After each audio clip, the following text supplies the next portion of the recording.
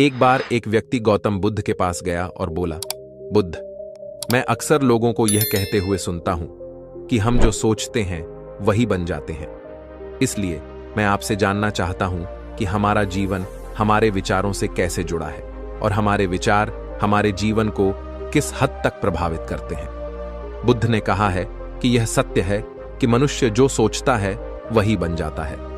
कोई भी विचार जिसे हम लंबे समय तक अपने मन में रखते हैं और उसके बारे में बार बार सोचते रहते हैं, हम वैसे ही बन जाते हैं। लोग उन्हीं के साथ अपना निर्माण करते हैं।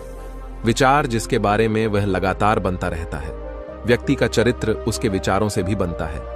यदि विचार अच्छे हैं तो चरित्र भी शुद्ध होगा, और यदि विचार ही प्रदूषित है तो चरित्र भी बुरा होगा। अगर आप ध्यान से देखेंगे तो पाएंगे कि आपके जीवन का हर पहलू आपके किसी न किसी पहलू से जुड़ा है। आप आज जो भी है अपने विचारों की वजह से हैं। आपके विचार अच्छे या बुरे किसी न किसी तरह से आपके जीवन को अच्छा या बुरा बना रहे हैं। हम जैसा सोचते हैं वैसा ही हमारा चरित्र बन जाता है। जिस प्रकार स्वस्थ बीज के बिना कोई वृक्ष विकसित नहीं हो सकता, उसी प्रकार अच्छे विचारों और अच्छे चरित्र के बिना कोई भी मनुष्य सफल नहीं हो सकता। और यदि उसके विचार नकारात्मक है तो वह अपने जीवन को गलत दिशा में मोड़ देगा।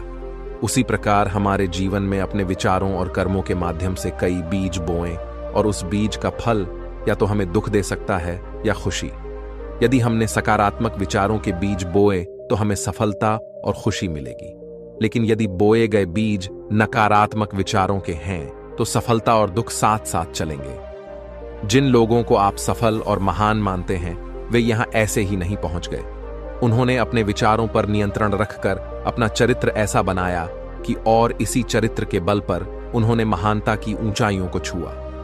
तो मूल रूप से आपके अंदर जो विचार है, यदि आपके मन में दूसरों के प्रति क्रोध, ईर्ष्या, घृणा है तो आप बाहर भी वैसे ही होंगे, तो आपको बाहर भी वही मिलेगा।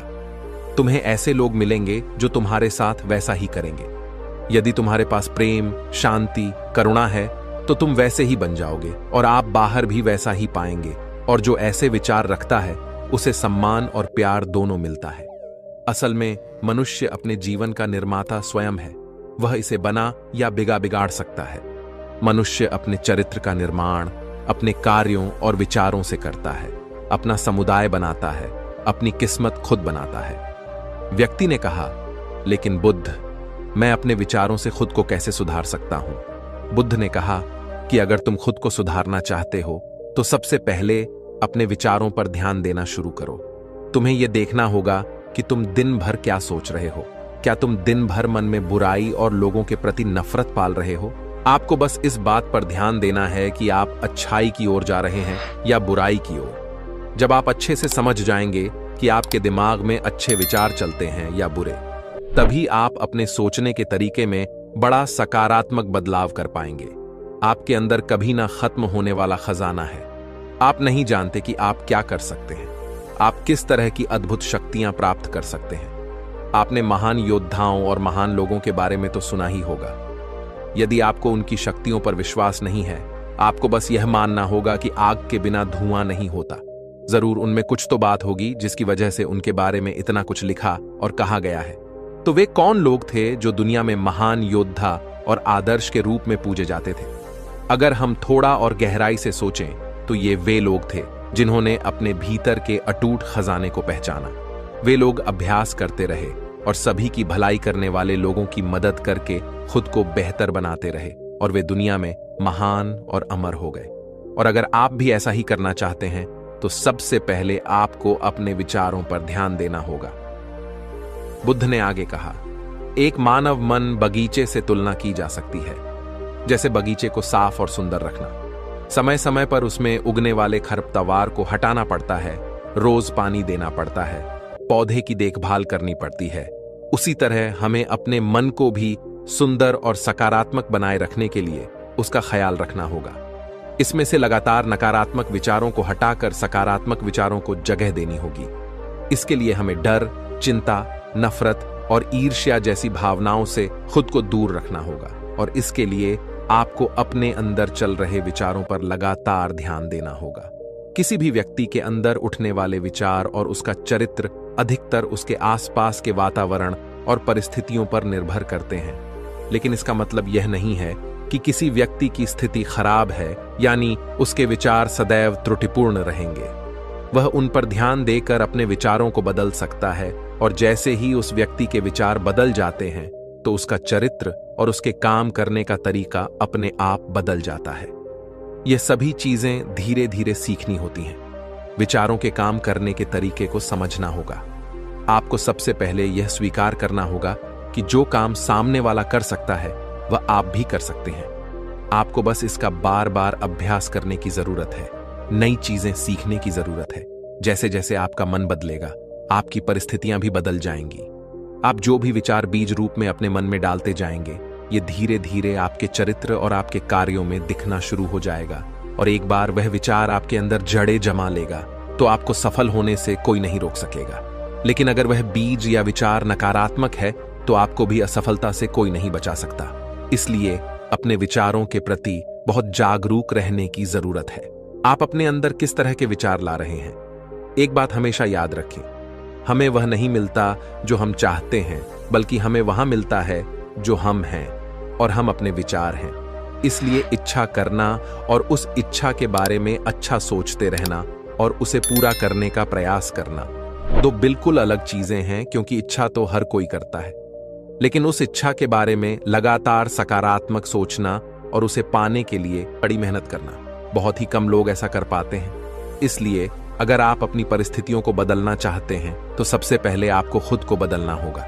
लेकिन ज्यादातर लोग अपनी परिस्थितियों को तो बदलना चाहते हैं, लेकिन अपनी सोचने और काम करने के तरीके को नहीं बदलना चाहते। और अगर लोग ऐसे ही रहेंगे तो उनके हालात कभी नहीं बदलेंगे। उस व्यक्ति ने कहा कि बुद्ध, हमारे विचारों का हमारे शरीर पर क्या प्रभाव पड़ता है? बुद्ध ने कहा कि हमारा शरीर हमारे दिमाग का गुलाम है। हम जो भी सोचते हैं उसका पहला प्रभाव हमारे शरीर पर ही पड़ता है। आपने देखा होगा कि जो लोग बहुत अधिक चिंता करते हैं और डरते हैं वे जल्दी बीमार पड़ जाते हैं। साथ ही जो लोग दूसरों से ईर्ष्या करते हैं और हमेशा नकारात्मक सोचते हैं वे भी बहुत जल्द मानसिक और शारीरिक बीमारी का शिकार हो जाते हैं। और अगर आप ऐसा सोचते हैं तो आपके साथ भी ऐसा ही होगा। इसके विपरीत जो लोग हमेशा खुश रहते हैं वे दूसरों के बारे में अच्छा सोचते हैं, हमेशा स्वस्थ रहने के बारे में सोचते रहते हैं, तो उनकी ऊर्जा एक समान हो जाती है और इस ऊर्जा का सकारात्मक प्रभाव सबसे पहले उनके शरीर पर पड़ता है। क्योंकि जिस व्यक्ति का मन शांत होता है उस व्यक्ति के शरीर की आधी बीमारी अपने आप ही खत्म हो जाती है। हम स्वस्थ रहेंगे या बीमार, ये हमारे आसपास के माहौल और परिस्थितियों के अलावा हमारी सोच पर भी निर्भर करता है।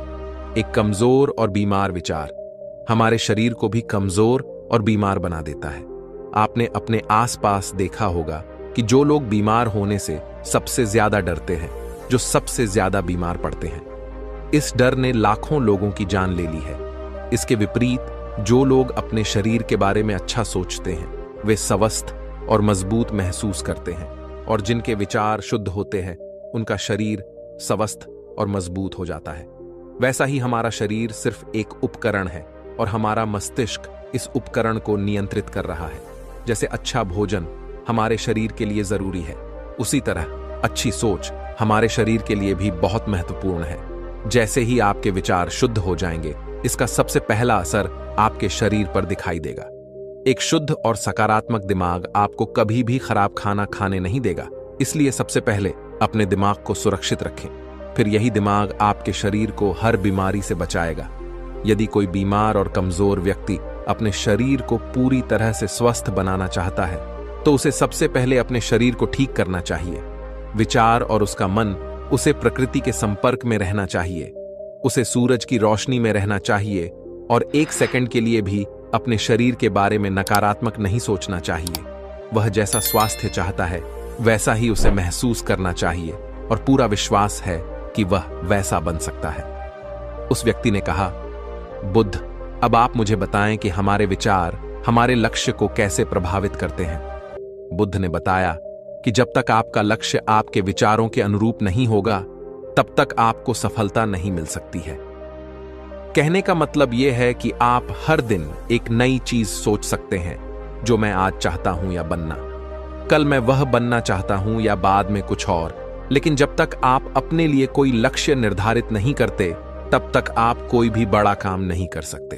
क्योंकि नियम यह है कि जो काम हम बार बार करते हैं, उसी काम में हम आश्चर्यजनक सफलता हासिल कर सकते हैं। अगर आप हर दिन अपना लक्ष्य बदलते रहते हैं, तो आप कहीं नहीं जा रहे हैं। इसलिए आपके जीवन में एक निश्चित लक्ष्य होना चाहिए और आपको अपनी पूरी मेहनत और लगन से उस लक्ष्य को पूरा करने का प्रयास भी करना चाहिए। और इसके लिए आपको अपने सभी विचारों को अपने लक्ष्य पर केंद्रित करना होगा। अन्यथा आपके विचार बिखरे रहेंगे और हो सकता है कि एक बार आप असफल हो जाए या आपको शुरुआत में कोई सफलता ना मिले। तो दूसरों को देखकर आपके मन में यह ख्याल आने लगा कि यह काम तो आसान है, जब वह इस काम में सफल हो सकता है तो मैं भी सफल होकर अच्छा पैसा और नाम कमा सकता हूं।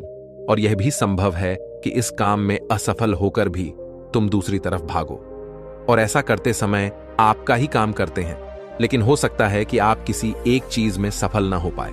इसलिए आपको पहले एक चीज तय करनी होगी, तभी आपके विचार एक काम पर फोकस कर पाएंगे। अब आपका वह लक्ष्य कुछ भी हो सकता है, चाहे मन की शांति पाना हो या अमीर बनना हो। लेकिन याद रखें, लक्ष्य वही है जो आपके विचारों को एक दिशा में केंद्रित रख सके। यदि आप बार बार अपने लक्ष्य हासिल करने में असफल हो रहे हैं, तो इसका मतलब यह नहीं है कि आप इसे हासिल नहीं कर सकते, बल्कि इसका मतलब है कि आपके पास अपने लक्ष्य को हासिल करने का तरीका गलत है। इसलिए आपको अपना लक्ष्य नहीं बदलना है, बल्कि अपनी सोच और अपने काम करने का तरीका बदलना है। अगर आप ऐसा करेंगे तो आप धीरे धीरे सीख जाएंगे और अपने लक्ष्य तक पहुंच जाएंगे। अपनी असफलताओं से कभी मत डरो।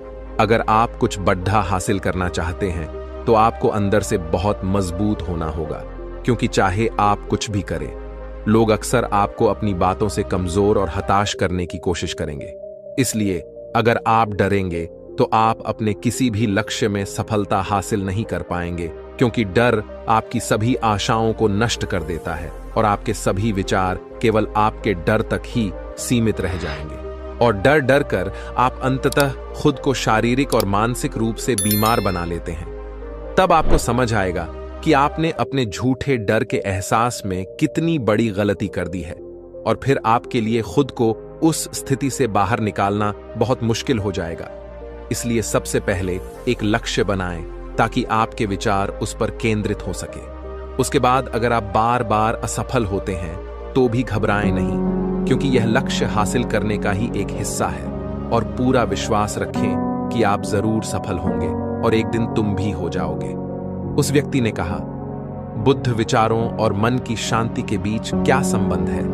बुद्ध ने बताया कि मन की शांति एक ऐसा खजाना है जिसे दुनिया के 1% लोग भी हासिल नहीं कर सकते, और जिसने ये खजाना हासिल कर लिया है, वह दुनिया का सबसे भाग्यशाली व्यक्ति है। वह भीड़ में अलग दिखता है। यह कहना उतना आसान नहीं है जितना लगता है। मन की शांति केवल लंबे समय तक आत्मनियंत्रण के माध्यम से ही प्राप्त की जा सकती है।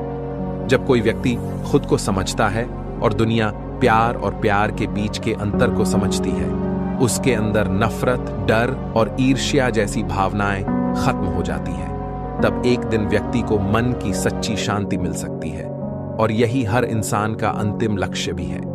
एक शांत व्यक्ति सबसे खराब परिस्थितियों में भी खुद को नियंत्रित कर सकता है।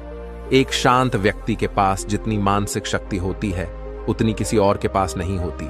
शांत व्यक्ति का अर्थ है वह व्यक्ति जिसका मन पूर्णतः शांत हो, क्योंकि जैसे ही आपका मन शांत हो जाता है, आपके सभी विचार शांत हो जाएंगे, और तब आपको महसूस होगा कि सचमुच आपका दिमाग कितना शक्तिशाली है।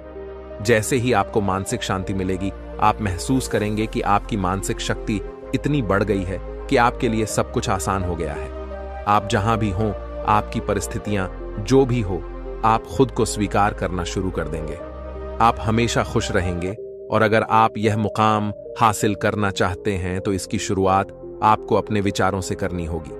अपने विचारों पर नियंत्रण, और अपने विचारों पर यह नियंत्रण आप केवल और केवल ध्यान के माध्यम से ही प्राप्त कर सकते हैं। इतना कहकर बुद्ध चुप हो गए और ध्यान करने लगे, और वह व्यक्ति भी उनको प्रणाम करके चला गया। दोस्तों, आपने आज के इस वीडियो से क्या सीखा, वह आप कमेंट में जरूर बताएं और इस वीडियो को उस इंसान को शेयर करें जिससे यह कहानी सुनने की जरूरत है। और चैनल को भी सब्सक्राइब जरूर कर लेना। तो चलिए फिर मिलते हैं ऐसी ही एक और नई वीडियो में एक नए मैसेज के साथ। तब तक के लिए अपना ख्याल रखें। धन्यवाद।